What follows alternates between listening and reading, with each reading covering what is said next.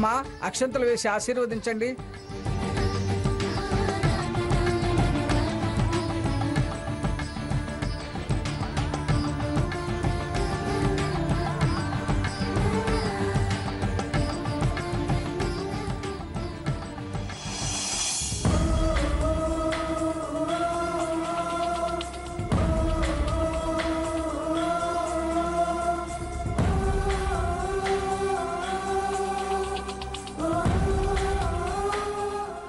జన్మ జన్మలకు మిగిలే అనుభూతి నాకు దక్కేలా చేసావు లక్ష్మి.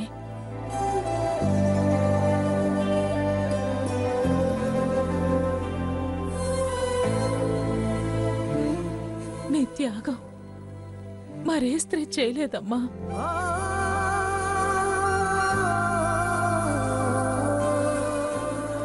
భర్త పక్కన ఒక పరాయి స్త్రీ నిలబడితేనే సహించలేరు. అటువంటిది నీ భర్తతో నా కళ్యాణం దగ్గరుండి జరిపించడం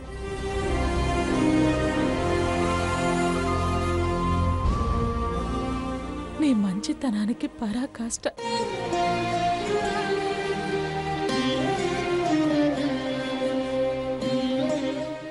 నా ఈ స్థితి మీద నీకు ఎంత జాలున్నా ఈ కార్యాన్ని ఎవరూ అంగీకరించలేరమ్మా. ఎన్ని జన్మలెత్తినా నీ రుణం తీర్చుకోలేను లక్ష్మి.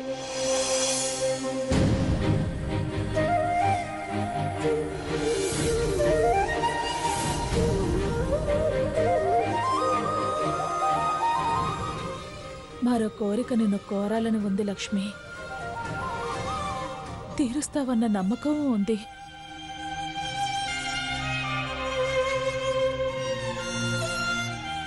అందుకే నువ్వు సరే అనకముందే నేను అడుగుతున్నాను.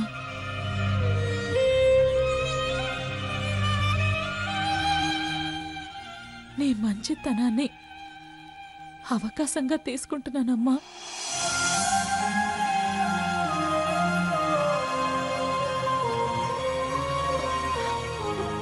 నా జీవితంలో ఇంత స్వార్థపు కోరిక ఎప్పుడు నేనెవరిని కోరలేదమ్మా.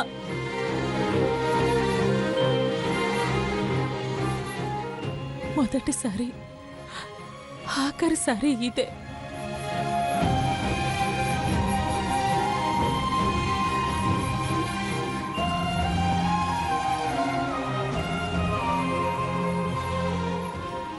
నాకు ఈ లోకం సెలవు మంజూరు చేశాక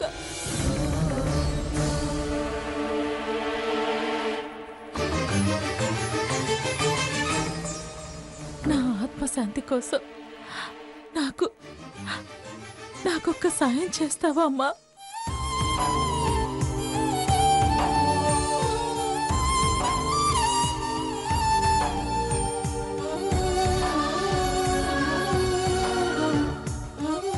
నా కొడుకు నిన్ను అమ్మా అని నోరారా పిలిచే అవకాశం ఇవ్వమ్మా.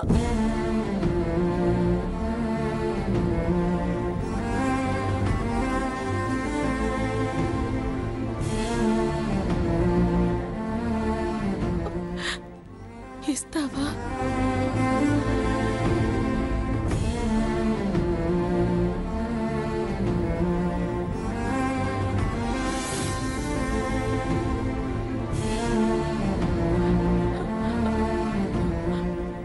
రఘు,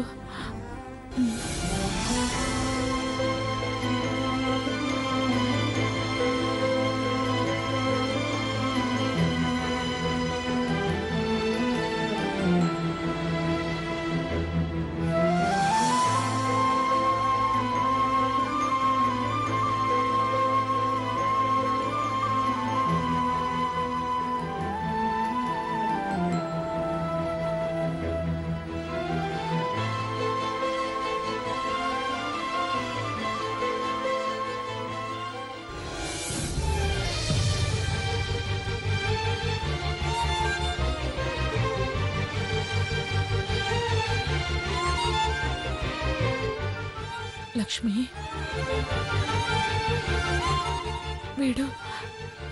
వీడిక్క నుంచి నీ కొడుకే అవుతాడు లక్ష్మి.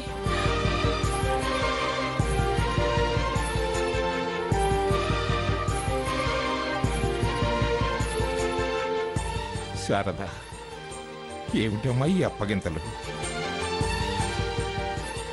నా పెళ్లి జరిగింది. పెళ్లి జరిగిన తర్వాత అప్పగింతలే కదా మావయ్య.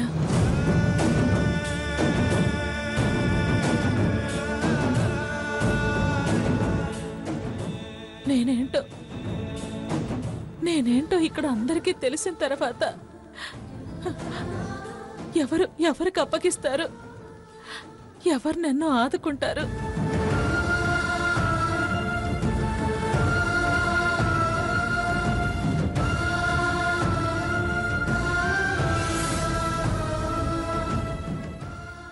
ఆదుకున్నారు కనుకే నేను ఎవరికి అప్పగించాలో వాళ్ళకు అప్పగిస్తున్నాను.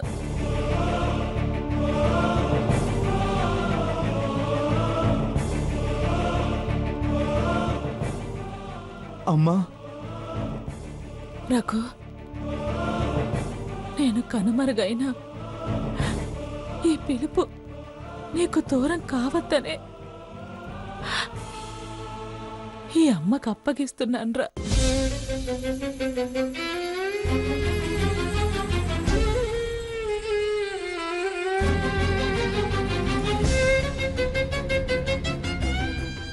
రూపు మాయమైనా పిలుపు మిగులుంటుంది.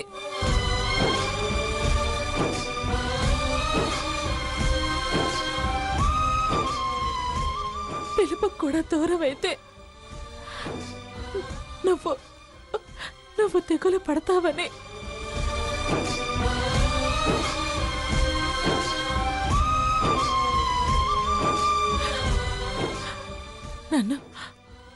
నన్ను లక్ష్మిలో చూసుకుంటావని తనని వేడుకుంటున్నాను.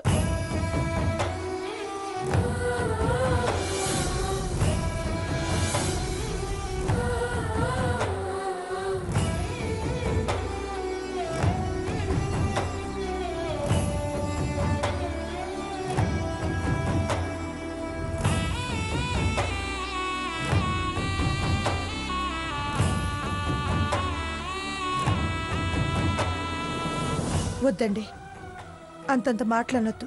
వాడెవరో తెలియనప్పుడే నా కొడుకైతే బాగుండు అనుకున్నాను.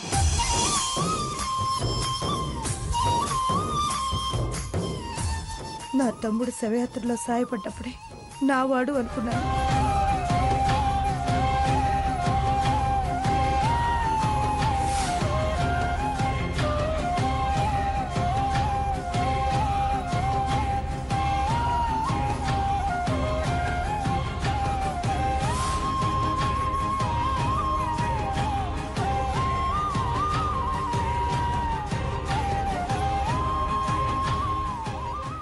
చాలు లక్ష్మి, ఆ మాట చాలు. వాడు తల్లి లేని పిల్లాడు అవుతాడేమోనని దిగులుండేది, కానీ అది తొలగిపోయింది.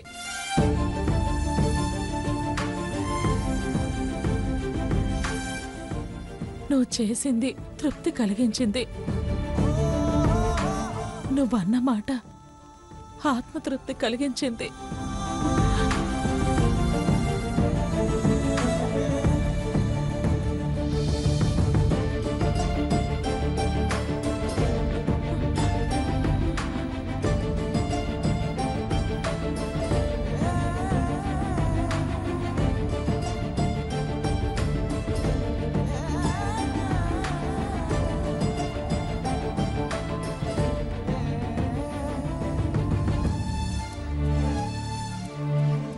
సీత, నీతో చాలాసార్లు చెప్పాను, అయినా మళ్ళీ మళ్ళీ చెప్పాలనిపిస్తోందమ్మా.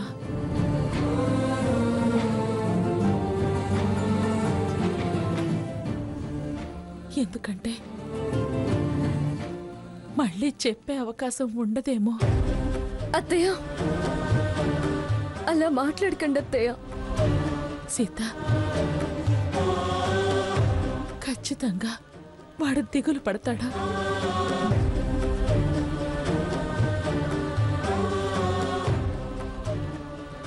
ఎలా మరిపిస్తావో ఏమో, నీ ఇష్టం.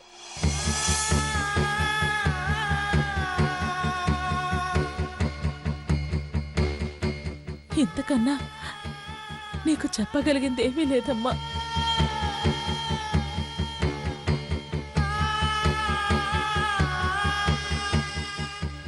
ఎందుకంటే నువ్వు తెలివైన దానివి, సమర్థవంతురాలివి.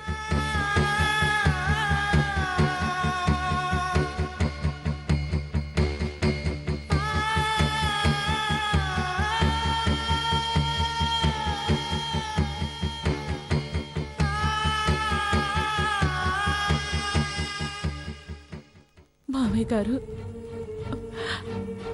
నేను ఈ ఇంట్లో ఉన్నంతకాలం నన్ను మీ కూతురుగానే చూశారు.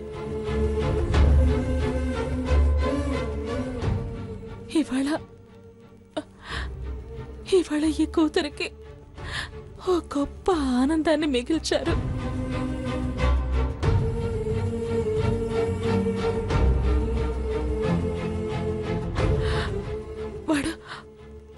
వాడు నా కంటి కన్నా మీ కంటికి ఇంకా పసిపిల్లవాడు.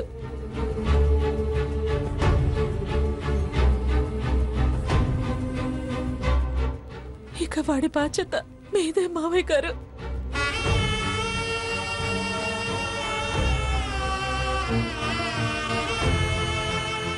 అలాగేనమ్మా. మావయ్య, మీరిలా అత్తయ్య గారి పక్కనొచ్చి నించోండి, నేను ఆశీర్వాదం తీసుకుంటాను.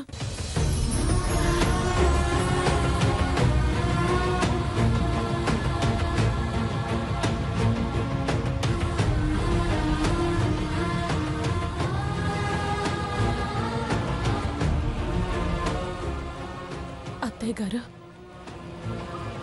పార్వతీదేవిలా కనిపించే మీరు నాతో సహా అందరూ ఆదిశక్తినే చూశారు.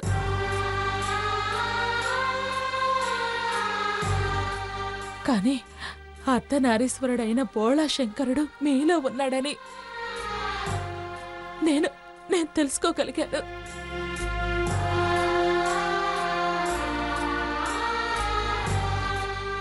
గంభీరంగా అగ్నిపర్వతంలా కనిపిస్తారే కానీ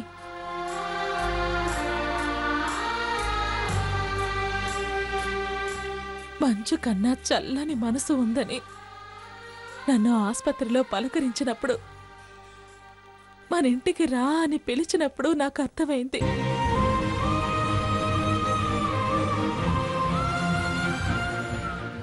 కట్టుబాట్లలో ఉంచటానికే కోపం కానీ చాలా కోమలమైన తత్వం అని నాకిప్పుడే బోధపడింది.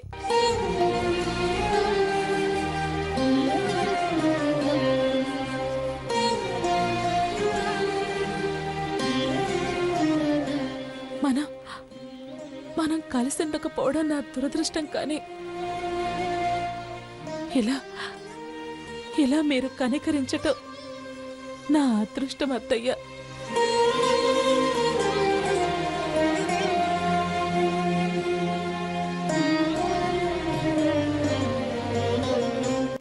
వీణ్ణి ఆదరించారు, నానమ్మ అని పిలవనిచ్చారు.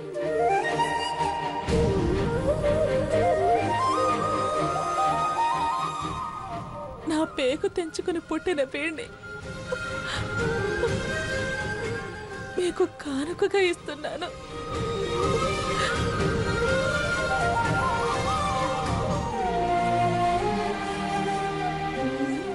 ఎంత ఎత్తులో నిలబెడతారో మీ ఇష్టం. నన్నిప్పుడు ఆశీర్వదించే ఈ చేతులే వాడికి ఊతం కావాలి.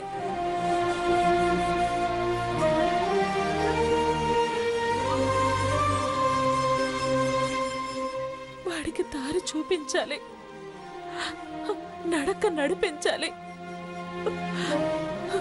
ఉన్నతంగా తీర్చిదిద్దాలి అత్తయ్య గారు.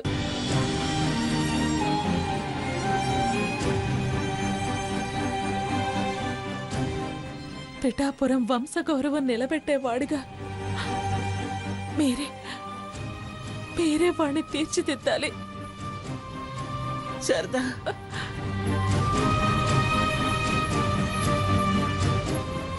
మీరే తీర్చిదిద్దాలి. శారదా,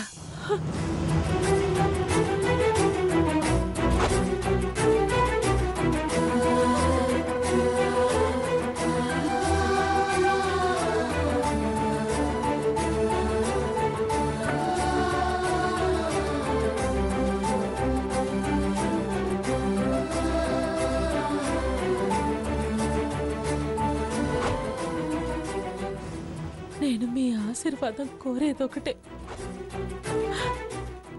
పంతులు గారు శతమానం భవతి అని అన్నారన్న ఆశతో కాదు,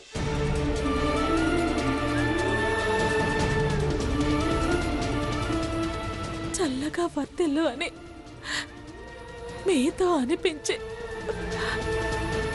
అబద్ధం చేయటానికి కాదు.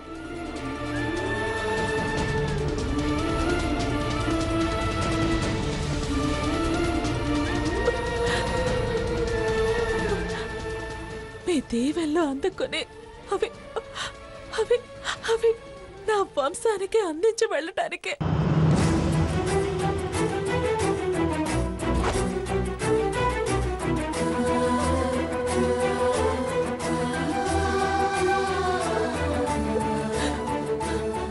శారదా,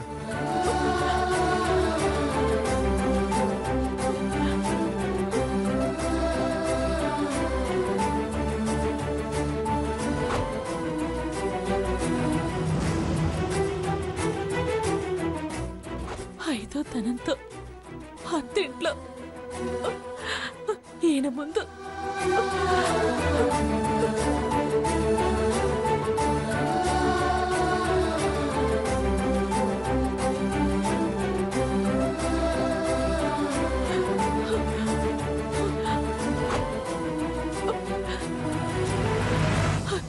అత్తయ్య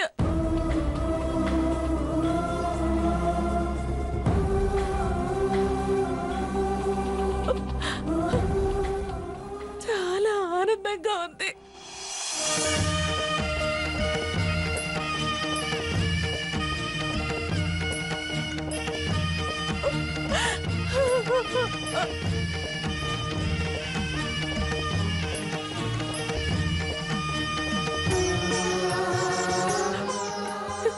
ఏమండి, చాలండి, ఈ ఆనందం చాలు.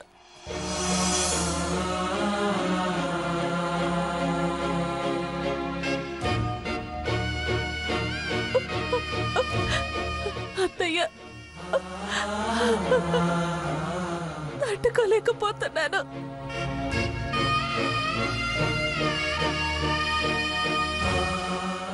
అత్తయ్య, జన్మ జన్మలకి మీ భార్యగా, మీ కోడలిగా ఉండాలనంది అత్తయ్య.